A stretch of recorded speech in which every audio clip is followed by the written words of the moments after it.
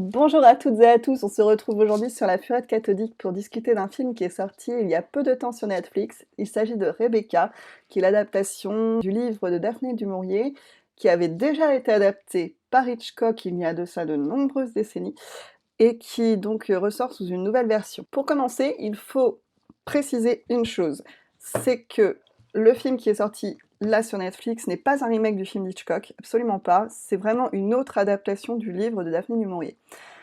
Et ça, j'ai l'impression que beaucoup de personnes n'ont pas vraiment compris la différence entre remake et une nouvelle adaptation, c'est que le remake va reprendre le film de base, va nous le resservir, si vous voulez, sur un plateau version 2020, alors qu'une autre adaptation du livre, en fait, est une autre lecture de ce dernier, et donc un tout autre film.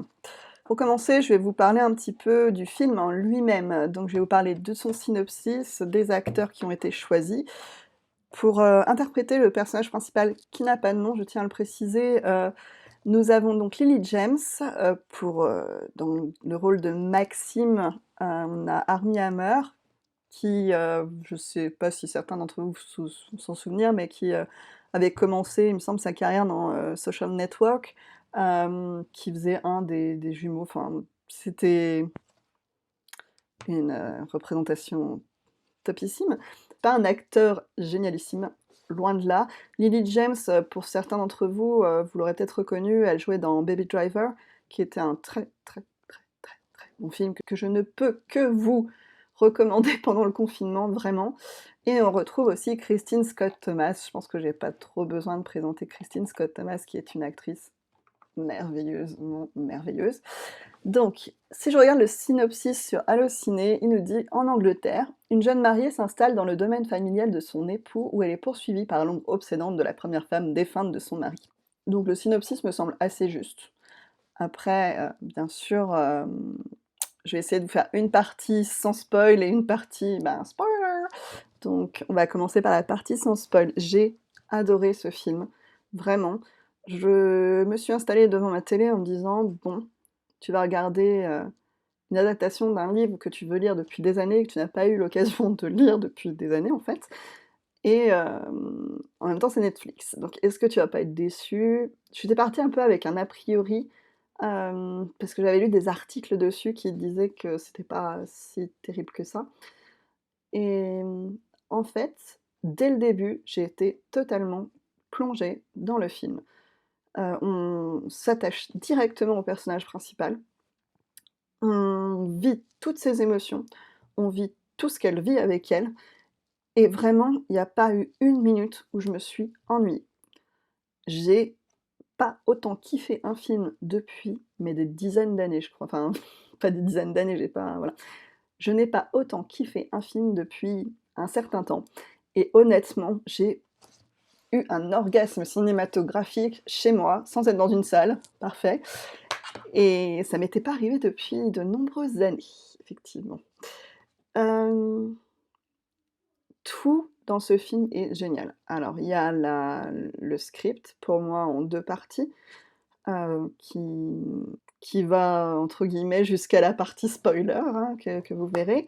Il y a la photographie, mon Dieu, ce qu'elle est belle, et rien n'est laissé au hasard, quoi. Le moindre centimètre carré qui est filmé semble, vraiment, maîtrisé à un point infini.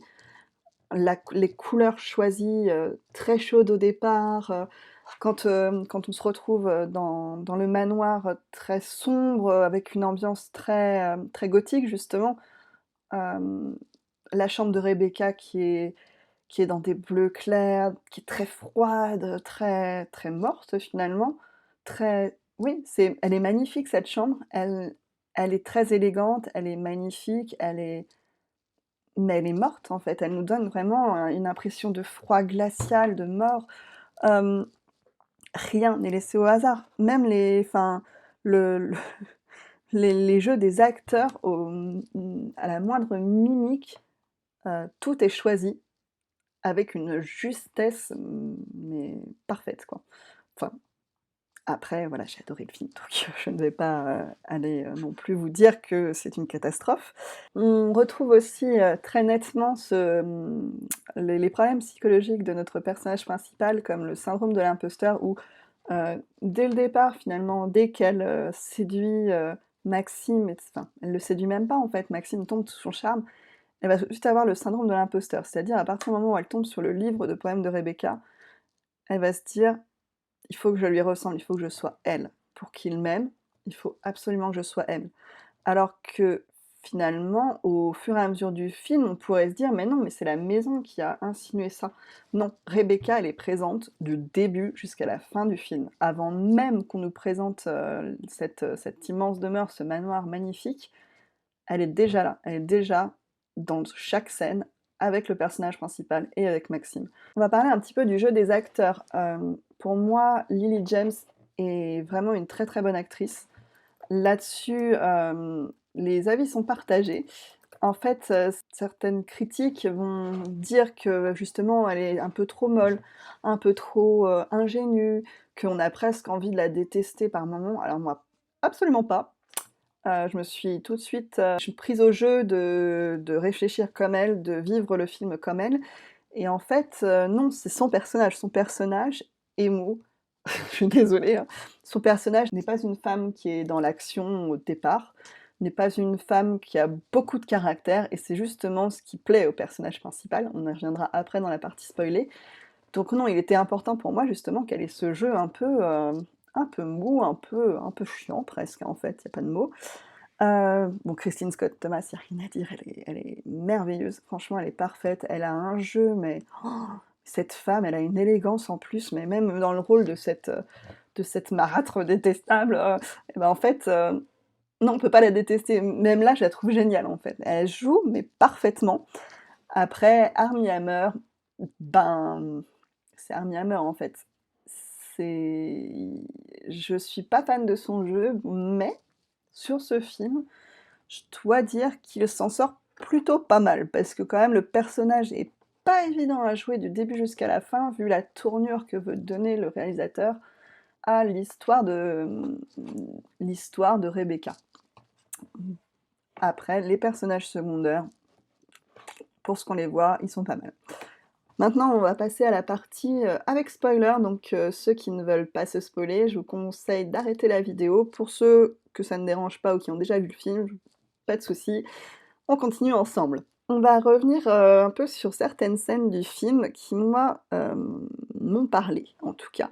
Quand on arrive au manoir, on voit tout de suite le côté gothique qu'on pouvait retrouver dans certains films comme Crimson Peak, où, par exemple, le manoir était un personnage en lui-même. Là, pour moi, le manoir est clairement le reflet de Rebecca, en fait. Rebecca vit à travers ce manoir, vit à travers le cabanon de la plage. En fait, elle est présente tout le temps.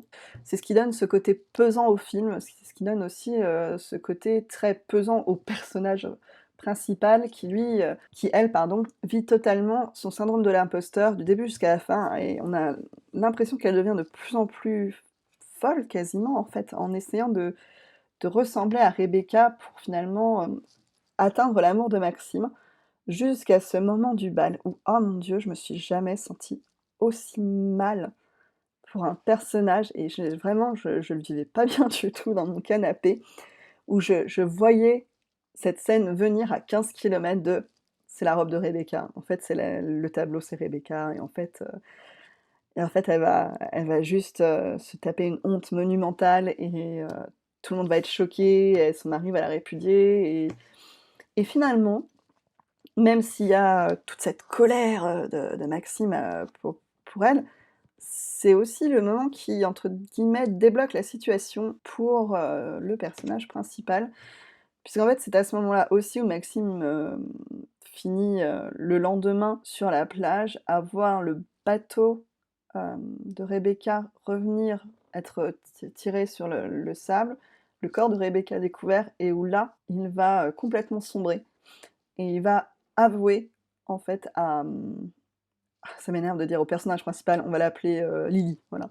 Et il va avouer à Lily, que, bah, c'est lui qui a tué Rebecca, qu'il la détestait, qu'il la haïssait, qu'il ne la supportait pas et en fait que, elle le trompait à tout va, qu'elle, qu'elle voulait lui faire du mal tout le temps, que même dès leur, voyage de noces, elle lui avait annoncé que, elle gardait un appartement à Londres et que justement, elle était allée le voir, le soir où il l'a tué en lui disant: «Mais écoute, si je devais avoir un enfant de quelqu'un d'autre, tu le vivrais comment?» À le provoquer, à essayer de faire en sorte qu'il la tue et c'est ce qui arrive, hein, il la tue. Moi, j'ai beaucoup de mal avec ce côté Rebecca, c'est la représentation du féminisme, c'est la liberté de la femme, elle avait la vie qu'elle voulait, elle vivait sa vie, comme elle le souhaitait, enfin elle vivait librement. Face à un mari qui apparemment, aurait été, violent, aurait voulu la dominer, aurait voulu la contenir et qu'elle lui appartienne.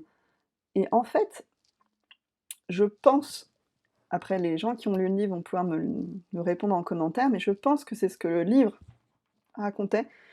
Mais dans le film, en fait, ça donne vraiment un côté ouais, elle était féministe, tu te rends compte, elle vivait comme elle le voulait, ma Rebecca, c'est d'ailleurs la femme, c'est d'ailleurs le personnage de Christine Scott Thomas qui dit ça. Elle vivait comme elle le voulait, ma Rebecca, et elle vivait entièrement, elle ne vivait que pour elle. Et en fait, ben, le film, quand tu as la version de Maxime, en fait, c'était enfin, excusez-moi, mais c'était une connasse qui était ultra égoïste et qui, on le verra ensuite quand on apprend qu'elle avait une tumeur, en fait, à l'utérus et non pas qu'elle était enceinte, qu'elle ne voulait pas partir, mais qu'elle voulait se suicider, n'a même pas le courage de se suicider, mais va jusqu'à un point de méchanceté et d'égoïsme à pousser son mari à la tuer. Enfin, pour moi, c'est vraiment, justement, offrir au féminisme une piètre image. Je crois pas que ce soit du tout en fait ce que le réalisateur a voulu montrer dans ce film, ni ce qu'il a voulu en fait faire passer comme message. Mais pour moi, c'est ce qui en ressort. Ça me dérange un peu. Après, voilà, c'est aussi le moment où le personnage principal va finalement se rebeller contre son mari qui avait une telle puissance sur elle et va lui dire: «Écoute, maintenant, c'est moi qui dirige tout, on va te sortir de là, on va s'aimer, tu ne vas pas être condamné et je vais faire en sorte que tout se passe bien». Et on a à côté de ça un Maxime qui est très dominé à partir de ce moment-là, qui est très dominé et qui a besoin en fait d'une femme pour le sortir de cette situation, qui en est incapable seul. On voit que le personnage principal, du coup, de A à Z, va mener la danse du procès, va mener la danse des recherches, même si parfois elle va entre guillemets, tomber et pas réussir, là où elle cherchait à réussir, mais finalement c'est un mal pour un bien. Moi j'ai bien aimé ce retournement de situation. Après, petite interprétation de ma part, mais je pense que c'est à ce moment-là aussi où le réalisateur a voulu nous faire comprendre que le personnage principal devenait entièrement Rebecca. Si on regarde bien, à partir de ce moment-là, Rebecca n'existe plus qu'en mots. Elle n'existe plus du tout en image, en représentation. Elle n'existe plus qu'en mots. C'est à partir de ce moment-là où le personnage principal prend les rênes. C'est à partir de ce moment-là où elle devient une véritable femme, où on voit au point de vue de ses habits d'ailleurs, elle change de façon de s'habiller, elle devient plus féminine. Elle maîtrise tout. Et en fait, elle devient Rebecca. Elle maîtrise tout dans la maison, elle maîtrise tout pour le procès, elle maîtrise son mari.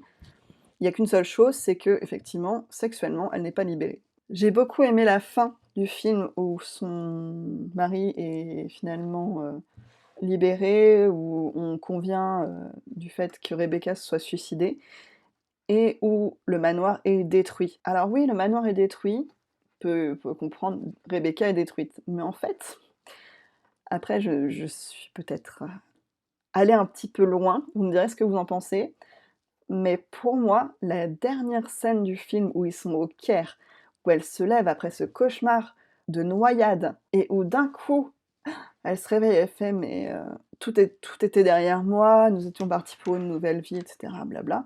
J'ai pas retenu les dialogues. Elle se lève, elle boit un verre et on la voit s'asseoir. On la voit qu'elle a avec les cheveux un peu plus longs, donc elle sait se pousser les cheveux, comme Rebecca.